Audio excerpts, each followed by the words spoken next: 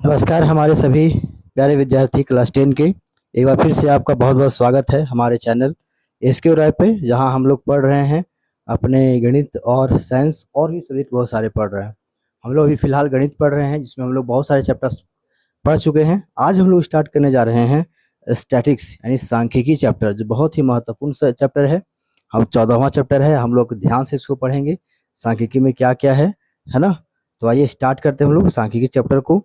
इसमें है क्या, तो डाटा को हम लोग तीन तरह से हल करेंगे। मुख्य रूप से हमें क्या पढ़ना है यहाँ पे क्लास 10 में, तो डाटा को तीन विधि से हल करना। पहला विधि क्या है, तो पहला विधि है मध्य माध्य निकालना। क्या निकालना? माध्य निकालना। दूसरा क्या निकालेंगे हम लोग? बहुलक निकालेंगे। क्या निकालेंगे? बहुलक निकालेंगे। और तीसरा विधि जो पढ़ेंगे वह हमारा होगा माध्यिका निकालना। क्या निकालना? माध्यिका निकालना। तो ये तीन तरह का चीज जो है हम लोग इस वीडियो में पढ़ेंगे। ठीक है, आइए स्टार्ट करते हैं। सबसे पहले हम लोग देखेंगे माध्य के बारे में। क्या देखेंगे? माध्य के बारे में कुछ कुछ पॉइंट्स है, वो मैं अभी बता देता हूँ आपको। ठीक है, तो हम लोग क्या पढ़ेंगे सांख्यिकी में।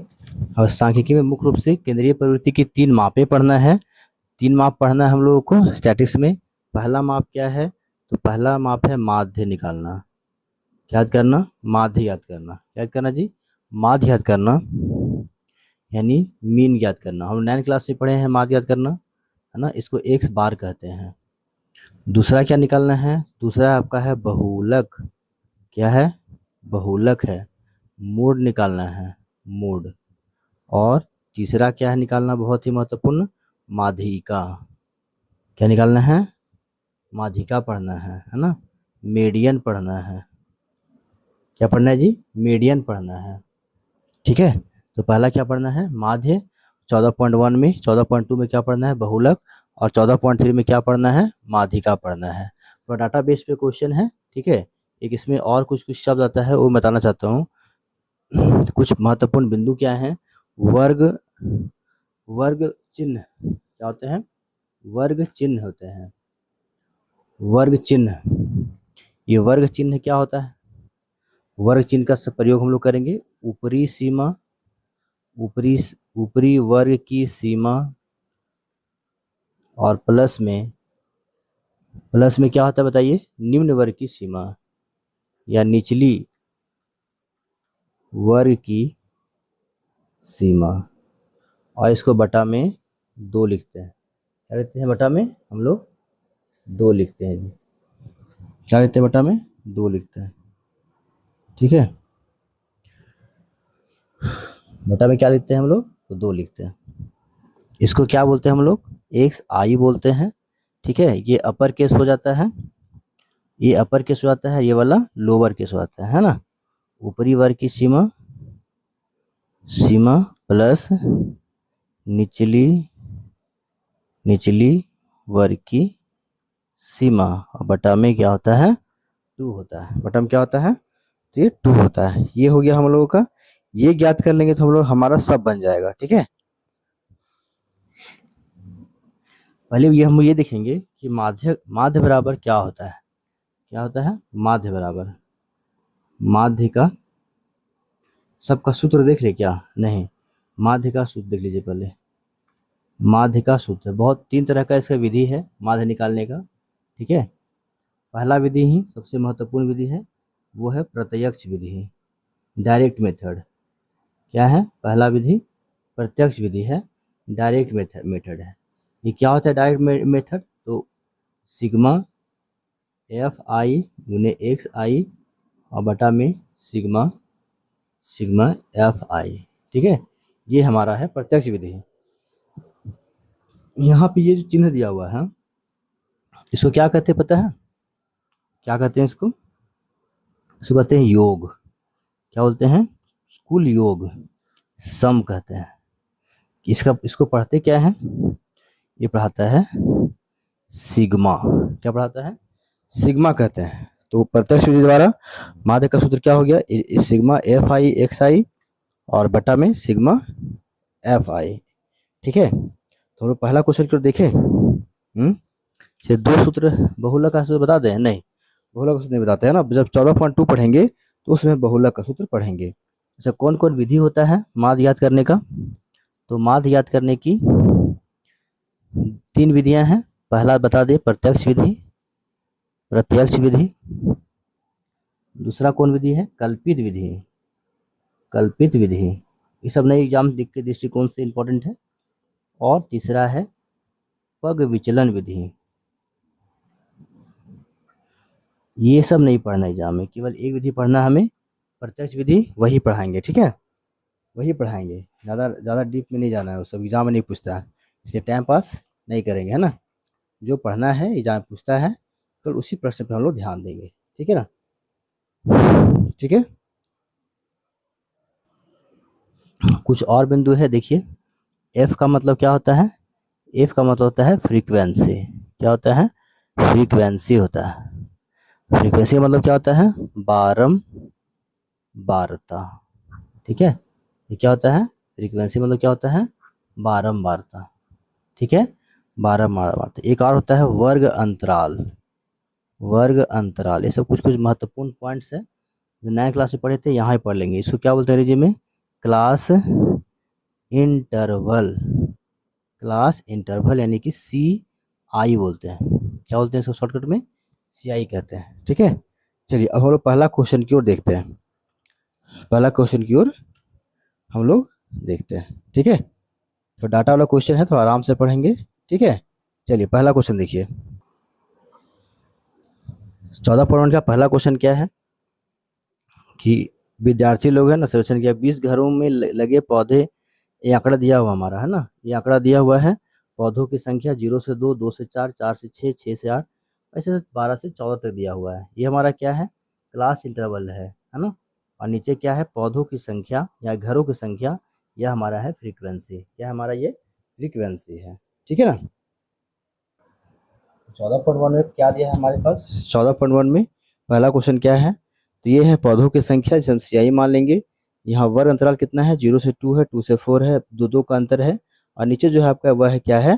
फ्रीक्वेंसी। चलिए इसको डाटा में हम लोग पहले कन्वर्ट करेंगे। ठीक है, मैं डाटा खींच लेता हूँ, उसके बाद फिर से वीडियो स्टार्ट करता हूँ। तो देखिए इस प्रकार से डाटा हम लोग बना लेंगे, है ना। डाटा हम लोग ऐसे बना लेंगे। ये डाटा में पहले पहले क्या लिखेंगे? CI, यहाँ F लिखेंगे, और यहाँ निकालना है XI। क्या निकालना है?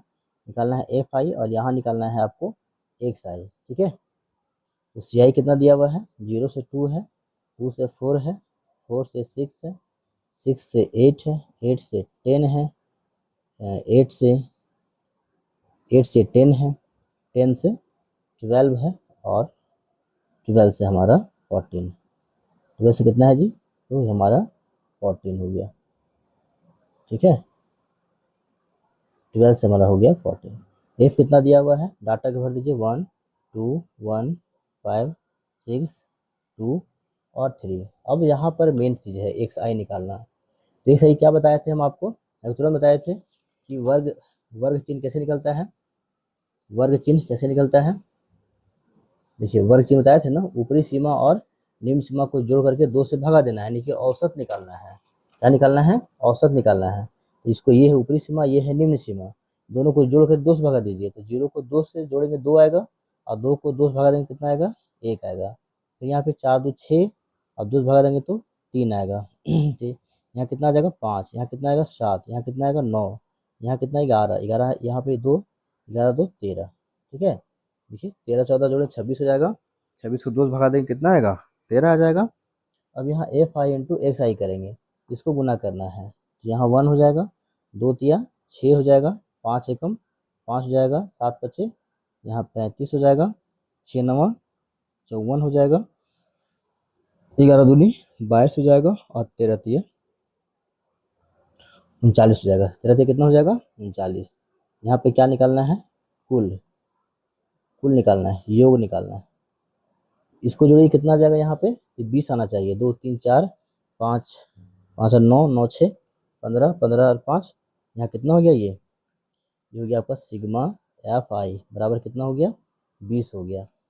यहाँ आपको सिग्मा FI इंटू XI निकालना है, सबको जोड़ देना है, सबको जोड़ देना है। जोड़ दीजिए सबको, तो जोड़ने पर यहाँ पे कितना आया हमारा? 162। अब हम निकालेंगे माध्य।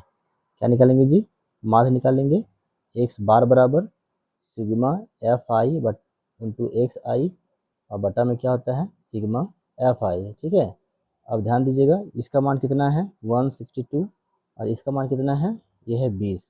इसको काट देंगे हम लोग, कितना आ जाएगा 8 दूनी 16, 2 एकम 2, 2 एकम 2 आया, जीरो भागा लगाएंगे तो कितना आएगा 8.1। तो कितना आंसर हमारा आया 8.1, एक्स बार इक्वल टू 8.1 पहला का आंसर। ठीक है, तो है ना आसान क्वेश्चन।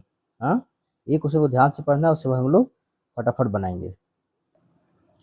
क्वेश्चन नंबर सेकेंड देखिए क्या कहता है। क्वेश्चन नंबर सेकेंड कि किसी फैक्ट्री के 50 श्रमिकों के दैनिक मजदूरी इतना दिया हुआ है, ये है आपका सी आई, एक से आपका है फ्रीक्वेंसी दिया है, इसका मार्क्स निकालना है। देखिए तो सेकेंड क्वेश्चन हम लोग कैसे भरेंगे, यहाँ पे इसको यहाँ सी आई दे देंगे, क्या देंगे सी आई, यहाँ एफ आई, इतना तो आपको याद हो गया, ये क्या हो गया एक्स आई हो गया, और यहाँ पे ये दोनों को गुना कर देते हैं, यही करते हैं ना। चलिए मान भरिए, यहाँ पे कितना है सी आई कितना है 100 से आपका 120 है। ठीक है 120 है, 120 तक हो गया। एफ भरिए, एफ कितना है 12 है, 14 है, 8 है, 6 है और 10 है। ठीक है, अब यहाँ पे एक्स आई निकालना है, तो 100 और 120 जोड़िए कितना आ जाएगा 220 होगा, और 220 को 2 से भगा दें कितना आ जाएगा जी 110 आएगा, यहाँ 140 160 हो जाएगा, इस 60 को भगा दें कितना आ जाएगा जी 60 को 8 में 16 आ जाएगा, कितना आ जाएगा 180 होगा, कितना होगा, तो इसको जोड़ेंगे और भगा देंगे 160 और 80 कितना हो गया, तो 340 हो गया, 170 हो जाएगा ये, और ये कितना हो जाएगा 190 हो जाएगा। ठीक है ना, इसको गुना कर दीजिए, 112 को जीरो गुना करिए, 0 12 एकम 12, 12 एकम 12 एक 13, 30 गुना कीजिए, यहाँ पे 0 हो जाएगा, 13 चौके 52 के 4, हाथ बचा 5, 13 एकम 13 और 5 18, 0 गुना कीजिए, 15 8 20 से हाथ बचा कितना 12